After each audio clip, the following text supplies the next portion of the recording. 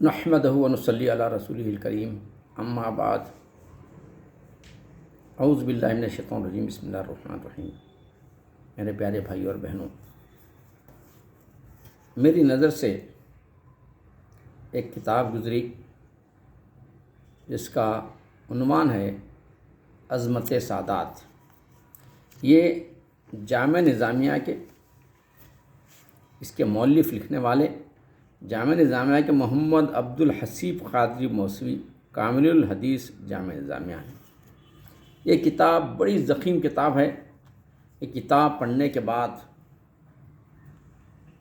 ساری چیزیں کا جو سیٹ اپ ہے ہمارے آقا نے جو کیا ہے وہ ظاہر ہو جاتا ہے اور راستہ بھٹکنا ناممکن ہے۔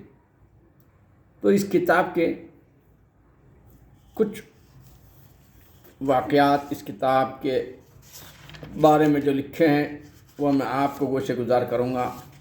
انشاءاللہ یہ پڑھنے کے بعد آپ کا اور ہمارا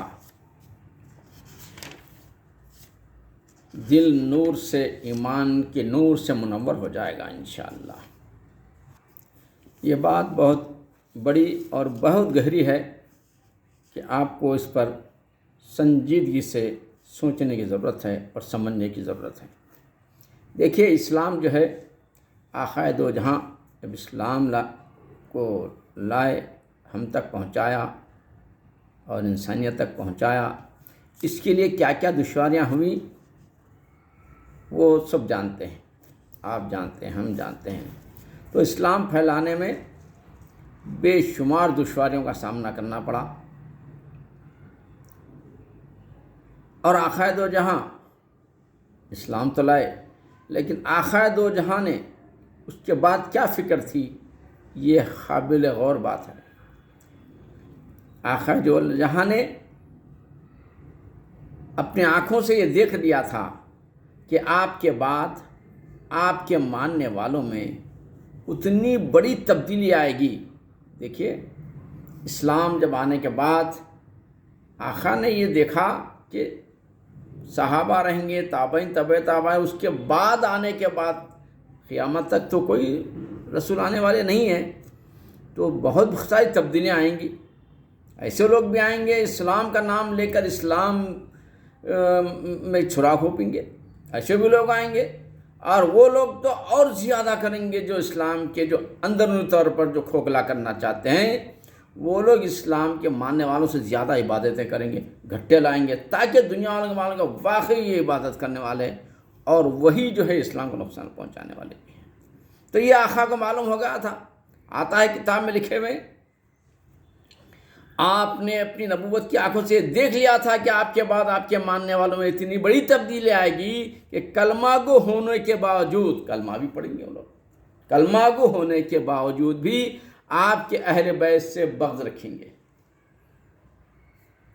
اہل بیت سے بغض رکھیں گے۔ جبکہ آقا نے یہ فرمایا، جو میرے اہل بیت سے محبت کرے گا وہ مجھ سے محبت کرے گا، جو مجھ سے محبت کرے گا وہ اللہ سے محبت کرے گا۔ یہ چین جو ہے یہ ہٹنے والی نہیں ہے، ٹوٹنے والی نہیں ہے، سب کو معلوم ہے۔ تو یہاں پر دیکھیے، بڑی کلمہ گو ہونے کے باوجود بھی آپ کے اہل بیت سے بغض رکھیں گے، نمازیں بھی پڑھیں گے اور آپ کی اولاد سے نفرت بھی کریں گے۔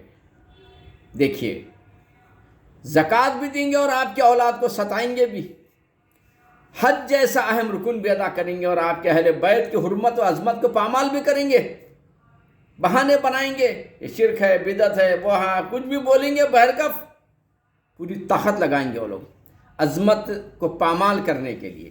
ان تمام باتوں سے اللہ تعالیٰ اپنے حبیب کو، یہ جو تمام باتیں ہیں قیامت تک کی آنے والی یہ باتوں کو اللہ تعالیٰ خود اپنے حبیب کو یعنی ہمارے آقا کو باخبر کر دیے تھے کہ تمہاری آپ کی امت میں آنے والے لوگ ایسے ایسے ہوں گے۔ دیکھیے کتنی بڑی بات ہے یہ، بہت ہی میں اس کو سوچتا رہا۔ دیکھیے کیا باخبر کر رہے ہیں آقا کے دو جہاں، باخبر کر دیا تھا اللہ تعالیٰ نے حبیب کو، باخبر کر دیا تھا کہ اسی کے پیش نظر پیارے رسول اللہ صلی اللہ علیہ وسلم نے اپنی امت کو بطور شفقت کے اس بات سے آگاہ کر دیا، اور اللہ تعالیٰ آپ کو آگاہ کیا، آپ کیا کرے ساری امت کو آگاہ کر دیا تھا کہ تمہارا کلمہ پڑھنا جو اہل بیت سے محبت نہیں رکھتے ہیں ان کے بارے میں یہاں پر آتا ہے. دیکھیے پہلے ہی آ چکا ہے کہ پیارے رسول اللہ صلی اللہ علیہ وسلم اپنی امت کو بطور شفقت کے اس بات سے آگاہ کر دیا تھا کہ تمہارا کلمہ پڑھنا جو اہل بیت سے دشمنی رکھتے ہیں ان کے بارے میں دیکھیے آقا نے فرما رہے ہیں کہ تمہارا کلمہ پڑھنے والے رہیں گے، نماز پڑھنے والے ہم سے زیادہ گٹھے لانے والے رہیں گے، ہم سے زیادہ مجاہدہ کرنے والے رہیں گے، لیکن اہل بیت سے دشمنی رہیں گی. ٹھیک ہے، آپ سنیے، یہاں پر میں پڑھ رہا ہوں، سنیے آپ. پیارے رسول اللہ صلی اللہ علیہ وسلم اپنی بطور شفاعت کی اس بات سے آگاہ کر دیا تھا کہ تمہارا کلمہ پڑھنا، تمہاری نمازیں پڑھنا، تمہارے روزے رکھنا، زکوٰۃ و حج جیسے عظیم ارکان کا ادا کرنا، اور طواف خانہ کعبہ کرنا، اور زیارت کرنا، اور زندگی کی تمام عبادتیں. دیکھیے بڑے کام کی بات ہے، زندگی کی تمام عبادتیں ناقابل قبول و مردود ہیں، ناقابل قبول اور مردود ہیں. اللہ اکبر، اللہ اکبر. دیکھیے اہل بیت کا کتنا بڑا جو ہے ذمہ داری آقا دو جہاں نے ڈالا ہے. دیکھیے اب آگے، اور آپ نے فرمایا جب تک تم آقا دو جہاں کو جب اللہ تعالیٰ جب اشارہ دیا، بتا دیے، آقا دو جہاں سرکار دو عالم صلی اللہ علیہ وسلم نے یہ بات ملاحظہ فرمائی تھی کہ میرے صحابہ آقا کو معلوم ہوگا تھا، دیکھ چکے تھے نبوت کی آنکھ سے آنے والے دور کو. تو آقا فرماتے ہیں میرے صحابہ کی زندگی اور ان کا دور میرے بعد چند عرصے تک رہے گا، اور پھر صحابیت کا دور ختم ہو جائے گا، اور جب صحابہ ہی نہیں رہیں گے تو پھر قرآن کا دوست کون ہوگا؟ خالی قرآن پڑھنے سے ایمان مضبوط نہیں ہوتا، خالی قرآن کے ساتھ کسی کو جوڑ رہے ہیں آقا دو جہاں، وہ ضروری ہے. دیکھیے قرآن کا دوست کون ہوگا، اور اس طرح قرآن کا اکیلا رہ جائے گا. خالی قرآن پڑھنے والے بہت رہیں گے لیکن قرآن کے دوست نہیں رہیں گے، قرآن اکیلا ہو جائے گا. جبکہ کتاب اللہ کو ایسے پاک لوگوں کی ضرورت ہے. کتاب اللہ کی کتاب کے ساتھ کن لوگوں کی ضرورت؟ پاک لوگوں کی ضرورت ہے جو تا قیامت تک کتاب کا ساتھ دے، کتاب اللہ کا ساتھ دے سکے اور اس سے دوستی نبھا سکے قرآن سے. اور اس امر مہم کے لیے سوائے اہل بیت و اطہار قرآن سے دوستی اور اس عمل کو تا قیامت تک چاند و سورج کی روشنی بند ہونے تک سنبھالنے کے لیے آقا دو جہاں نے اہل بیت کو جوڑا. کیوں؟ کہ اہل بیت سے ہٹ کر جو لوگ ہوتے ہیں وہ خطرناک، یعنی دین میں تبدیلیاں لاتے ہیں.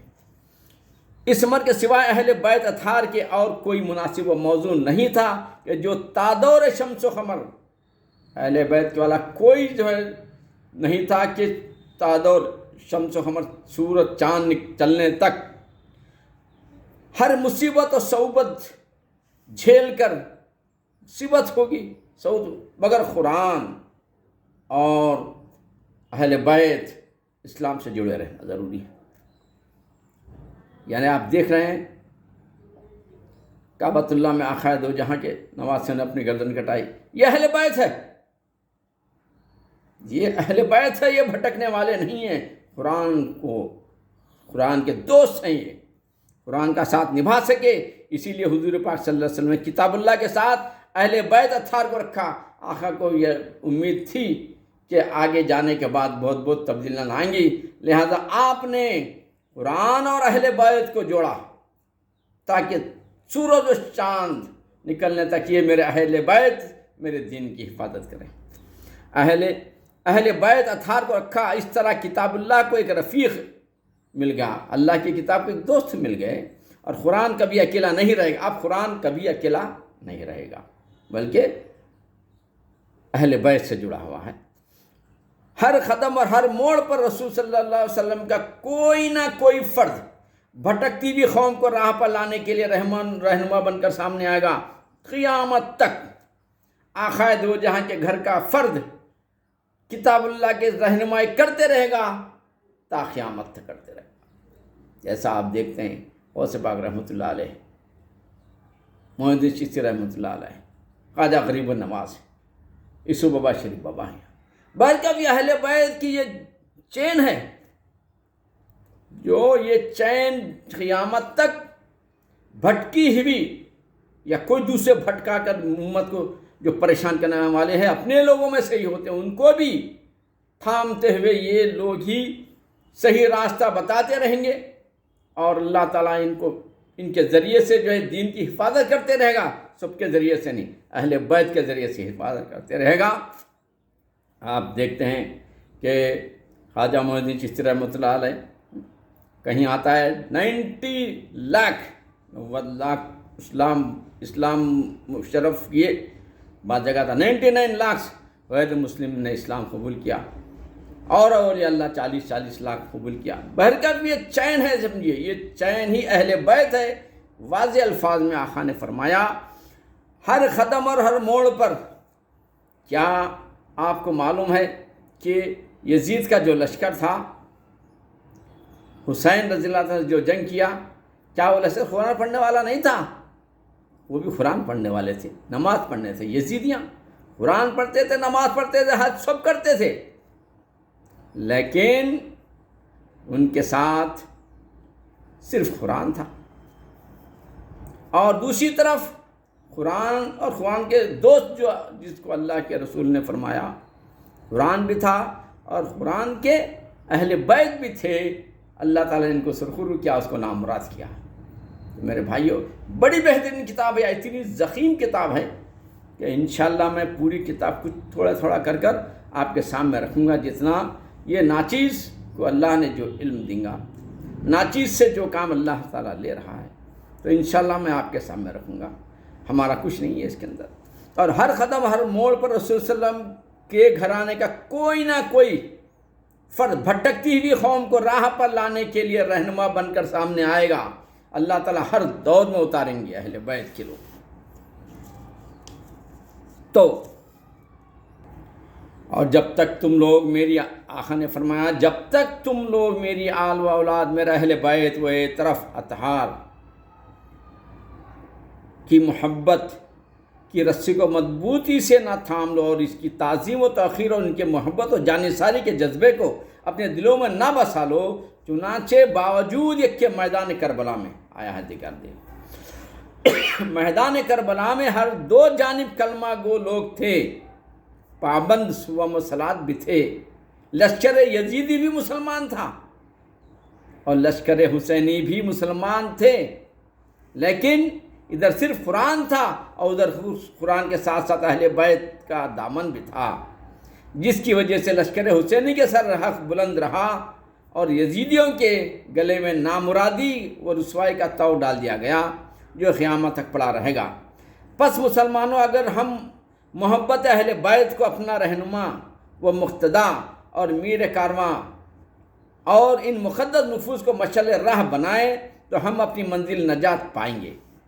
اور جو اس اہل بیت سے کنارہ کشی کرے، غور کرنے کی بات ہے، اہل بیت سے کنارہ کشی اور انحراف اختیار کرے تو اس کا دونوں جہاں میں کوئی ٹھکانہ نہیں، جیسا کہ رسول اللہ صلی اللہ علیہ وسلم نے ارشاد فرمایا، چاہے نماز پڑھیں، زکوٰۃ دیں، روزہ رکھیں، کیا کرنا کریں، لیکن ان کا ٹھکانہ، کوئی ٹھکانہ آخرت میں نہیں رہے گا، آقا نے دو جہاں نے فرمایا۔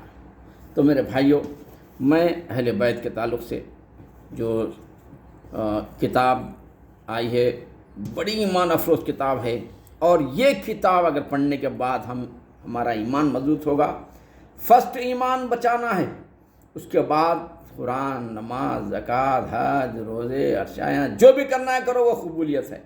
اگر ہمارا ایمان ہی مضبوط نہیں رہا تو وہ سوپ کرنے کے بعد وہ رائے گا جانے والا ہے۔ تو میں آپ کو انشاءاللہ عظمت سادات، بڑی پیاری کتاب پڑھنے کے بعد دل نورانہ ہو جاتا ہے انشاءاللہ۔ پھر نیکسٹ وقت میں اور اس کے آگے میں آپ کو سمجھاؤں گا۔ بآخر دعوانا والحمدللہ رب العالمین۔ ایک مرتبہ آقائے دو جہاں پر درود شریف پڑھے، اللہم صلی علی محمد وعلی آل محمد کما صلیت علی ابراہیم وعلی آل ابراہیم انک حمید مجید، اللہم بارک علی محمد وعلی آل محمد کما بارکت علی ابراہیم وعلی آل ابراہیم انک حمید مجید۔